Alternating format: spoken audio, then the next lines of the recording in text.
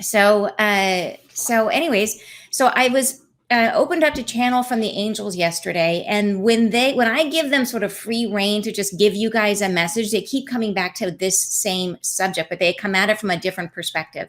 So I think it was maybe two Friday lives ago, I shared a message from them when they were talking about the separation that we're experiencing, and they come back to that subject here in this message, but in a new way. They're coming at it from a new perspective, and of course, I learn every time they talk about this stuff. I learn something new, so I wanted to share it with you guys. Super interesting, and they did channel this specifically for you, so they intended this to be a message for all of us. So if you guys are ready, let's dive in. I'll go ahead and share. And this one, I'm going to have to do a little interpretation. I find that at different times, different angels come through, and some of them are very clear and some of them are less so. What I do find is that it's like I could go back to some of these channelings and read them 4 or 5 or 6 more times, because every line carries meaning more so than I think we get on the first pass. So it is, but we will pause as we go through this to help us digest kind of the full meaning of what's there. But there's layers, right? Layers and layers in there. So, all right. So here's where they start, and the overall subject. And I put in the teaser that they're giving us something that's going to bring humanity back to levels of godliness as yet unseen in these lifetimes. And they do say that as we go down, that this is what what we're heading towards. This is what we're trying to accomplish. So this is the goal at the end of this. So I'll go ahead and tell you how they're prescribing that we should get there. All right. So they say, we have journeyed there and back. We know the vicissitudes of your weary head and heart. We understand how you embark upon your journey, foretold in the books and passages we read together to plan this venture you are on. So then they go on to say, we wish to employ your more meaningful indictment. Your judgment of each other, vindictive, must pass, and we would instead employ that care of heart you hold most dear for them and those you cherish dear. We say this may be the method of passage into the great beyond. So this is what they're talking to us about today. They're talking about this judgment and separation that's still existing in the world. But they're going to get this down to, and I know that many of you, most of you, all of you, feel very free from that experience, that you feel like you're in a place where you can look at this and hold everybody in love. And I think that's the vibration they want us to hold. But they're sort of speaking to the larger, to like all of humanity at this point, and saying that they want this idea of judgment and sort of vindictive judgment to be repealed, to people to let go of that. But they're going to go deeper, and there's messages in here specifically that are really useful for us about what we can do to help. And by the way, before I go any further, Amina has been sick. So if you guys will all send some just happy love energy to Amina, that would be awesome. She's here on the live with us. So if you guys everybody just send a little love to Amina. Thank you. All right. So you have not circumvented this estrangement between you all. So remember how before they talked to us about this, they're saying we haven't figured it out yet. We haven't circumvented this. We haven't found a way around this separation that exists. And this topic that they brought up to us was really about right after the election is when they started talking about it. This happened once, not twice, in your past. You upheld the beliefs of one against them all and held the truth in your own heart to amplify the curse you spread with vindication. But this was firmly held in the awareness of yourselves. So this is super interesting. So they're getting to the place where they're saying that this idea of separation, of the polarization of society, happened to us once before, that we had an experience in the collective consciousness. All of humanity has had the experience of becoming so polarized that we undid ourselves. And they go on to talk about this. And this is, they're sort of saying, this is the anchor point that we're all struggling against right now. So they'll talk more about this. They're saying the sinking life you held so dear dissolved itself into nothingness. And now you seek another pass, a moment to return and rewrite that history of separation. You can find within yourselves each a memory of belonging to this history, unique to few, shared by all, and unified consciousness. You all bear the mark of this dissolution and must march to relieve the injustices of that past life memory. The feeling of separation must abate and find in its place the love from your heart given freely. So this I thought was super interesting, that basically they're saying and the way they talk about the sinking life makes me think of like Atlantis, but they didn't say that, but that's where my head went, was this sort of like this idea of a society tearing itself apart. And that certainly happened with the stories of Atlantis, but this could be like many times in history, right? And they're saying that we all hold this memory in our collective consciousness, that this is part of our identity, part of who we are, and this is part of what we're trying to work through in this moment to heal from, which is super interesting. So yeah, we all bear the mark. Hack. I know, exactly, right? Yep. All right. And thank you guys I see you guys sending love to Amina. Thank you very much for doing that. All right. So going on, they say, understand that not all participants in this charade know the boundaries and rules we set. There are some who would torment this thoughtful process and would prefer vindictive remuneration for their perceived rejection and offense. We would say to them, behold the life you live of your own creation, and delve within yourselves to correct the injustice you feel. So here they're talking to the people who are really not ready to move on from this separation, who are holding on to the anger, and they're saying that they're recognizing that not everybody is going to be willing to work on this. Not everybody is open to this, and they're saying to them that they are creating their own reality, that they're manifesting that separation out in the world, and that they would wish for those people to see within themselves to try to correct it, which is what they're trying to tell all of us to do. And you're saying, I channeled the downfall of Atlantis a couple weeks ago. Ooh, interesting. Oh, that's really interesting. I would want to know is if you channeled, if that was related to a separation or a polarization within the people within Atlantis. That would be interesting to know. So, okay. So going on, they say, but they, meaning the people who are resistant to this, are saying, but they are not here and you are. So to you, we share our song of freedom, our freedom song. It sings like love and emancipation from this torment in the air, this tortuous impregnation that lingers and festers beneath the surface. You all feel the wrath and that lasting, durable consequence of defeating another who then perceives injustice. Hatred permeates the skin of this nation, and we would see it dissolve, fall away, to be replaced with kindred spirit, with solace and love for one another. And you're saying, yes, it was. Oh, how interesting. So sorry, I know I hope I'm not distracting you by going back and forth, but you're just replying saying, yes, the Atlantis thing was a separation between, or a polarization. Super interesting. Yeah, I would love to hear more about that. So, okay, so they're saying here that their specific freedom song is really, it says it's love and emancipation from this torment in the air, freeing us from this. It's really like, I love how they describe it, that it's impregnated in the air, that it's all around us, that we're sort of existing in this state of polarization, and there's this sort of always kind of beneath the surface. And they're saying hatred permeates the skin of this nation, and we would see it dissolve, fall away, to be replaced with kindred spirit, with solace and love for one another. They go on to say, it starts with one and another. All can transform in the light of your forgiveness of self, loving them, loving now, these circumstances, your existence, unpalatable though it may be, to separate as you have been. So this is really interesting, and this is where we're getting into what they're saying that we can do now.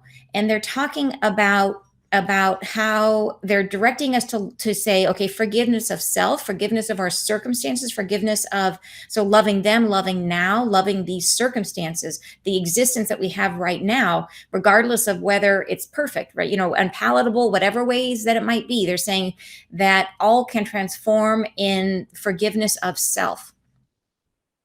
So let's go on to how they're going to go on about this. And they say, you may all find something to forgive. And we say, this love transforms. Forgive your life.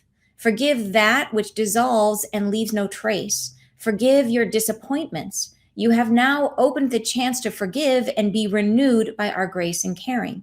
So they're even saying, forgive that was dissolves and leave no trace. I think they're talking about the Atlantis experience, but I think they're saying that really it's all of it. It's forgiving anywhere that we're holding resentment, anywhere that we're holding the feeling of not having. All of that creates a separation. And so, and it all comes back to that sense of self, to ego, the sense that of being separate. And they're going to go on about this. They say, we have now the possibility of transforming that which you struggle against so mightily. We can find within your heart the forgiving path forward to forgive that which is not as it should be. So anything that in your perception is not as it should be creates a separation, is what they're saying. They go on to say, this consequence immense will undo some perpetration of effort, scold those ties to self, to independence, and create instead this link together. This facet of indigenous creation has been temporarily forgotten. Forgive your individual freedoms and renew your unity to one another. So this is a big message, and I think it's hard sometimes to digest something like this, because what I see them saying here is saying that this consequence immense will undo some perpetration of effort, that there's a lot of things that we are all pushing and struggling to accomplish in the world, right? Things that we're trying to do. So, and that's a lot of it is coming from this sense of me and what do I need to do? What is it? What is my responsibility? What are the things I want to accomplish, right? So they're saying there's some sense of self that's invested in those energies.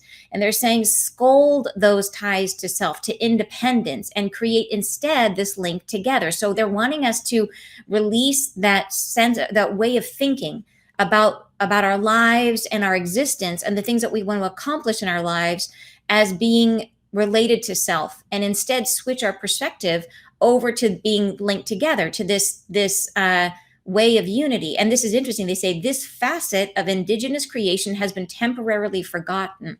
So they're saying it's something that we can do, this way of existing in a way that we're existing for each other and within the energy of each other and creating within the whole, it's a really different way of thinking. So, and I know we talk a lot about this, but when it gets down to the nitty gritty, when it gets down to like who really about our expression, especially as Americans, right? The American culture is so much about we're individualist and about our own making our way in the world and making your mark in the world and all that. And they're saying that is a form of separation. And Rebecca says, this is so juicy, Amber, isn't it? I know, I think so too. And it's deep. It's really deep. And you could go deeper with this stuff, man. But anyway, they go on. They say, this releasing of ills will recover that grand united sense of wonder, of calm at its center, of belonging to each other in this space we call Earth. You here can find the release from this tension. Release your need for renewal of self, of one pitted in contrast to another. Instead, focus on the release of grievance. Find your health in the hands of one another and be remunerated with the belonging you have forgotten still. So it is really, they're saying, I love how they're saying that that this is belonging that we have forgotten still, that we know how to do this, but we still, at this point, we still don't remember it. We still don't know how to do it. And it's really about the releasing the need for renewal of self, of one pitted in contrast. So it's really about how do we think about ourselves in relation to each other and the world, focusing on the release of our grievance, anything that we think that isn't the way that it should be, anything that we think isn't, that needs to be something other than it is now. Yes, and the word indigenous. Yeah, me too. I love that phrase where they say this facet of indigenous creation has been temporarily forgotten. No, I love that too. I love that. Okay, so going on. It is release that is required to unify the collective. You must empty your jar of grievance, of separation, for this amplifies the energies causal. Creating the energy of clarity of mind will happen when you do this simple pass. Not so simple, we understand, in feeling, but to know that the result can bring back humanity to levels of godliness as yet unseen by one another in these lifetimes. So here is where they're saying that, man, if we can do this and bring ourselves back into this unified perspective, it's going to raise us up to a level that we can't even conceive of at this point, that it's leagues ahead, right? It's God, a level of godliness as yet unseen. So they're like, this is worth it. Like, guys, this is really worth it. They go on to say, You will find the release of your sorrows dictates the surrender of separation, and this unifies the population. So actually, in my thing here, I bolded that line because I think this is like, we're getting down into the money lines here. You will find that the release of your sorrows dictates the surrender of separation, and this unifies the population. So it's about our internal world, what it is that if we feel separate from things in our mind, if we feel like there's something that we are lacking, if we feel like there's something that we should have that we don't, or that we wish to have that we don't, or if we feel like anything that's not okay the way that it is now creates a separation that's anchored in ego. And they're saying that the release of those sorrows dictates a surrender of separation outside of us, because our internal state creates our external reality, right? And this unifies the population. And you're saying, I get such a strong sense of their desire for us to move to forgiveness and oneness and love. Yeah, for real, right? This whole thing is about this. And this is like, I just opened this up and said, give me a message. This is right where they went without hesitation. They go on to say, it is not the only way, but it is one way through which we advise. For each step of progress made is in total to your benefit, and none are lost. Even if you are not victorious through this method, it is all of consequence and moves you closer to one another. It is the separation of your state of mind reflected into your environment. Unify your mind to create a unified existence. Whoa, right? Let's reread that one. They said, and first of all, the first part they said there was that none of this is lost, that every effort that we make individually adds up in the collective. So everything, every individual thing we're able to let go of, every small grievance that we're able to forgive adds up in the collective. Ari said, no step is lost. Every step moves us closer to unity. And that unity in ourselves is reflected into the unity in our world, right? And in our nation and in our world. So this right here, it is the separation of your state of mind reflected into your environment. Unify your mind to create a unified existence. It's so simple and it makes such sense, but it's so profound, right? Like, it's like, I read this stuff and I'm always like, man, why didn't I think of that? It's like, it amazes me. So you can see the direct causality we teach. We ask your forgiveness for sharing more news of work to be done by all. This is difficult times, we know, and exciting to be sure, for these times are about your possibility as humanity. Your potential is great, and we salute your many leaps of advance. We love you all in service. So, how about that? So cool, right, you guys?